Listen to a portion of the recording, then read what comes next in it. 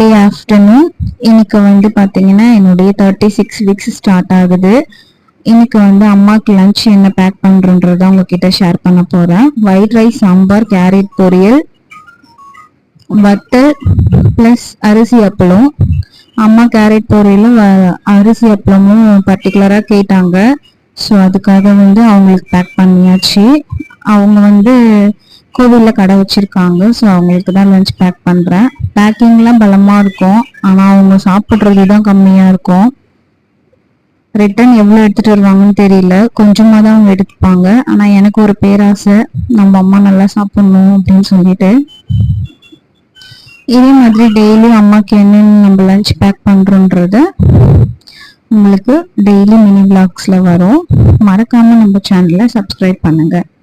பாய். Next வீடியோவில் பார்க்கலாம்.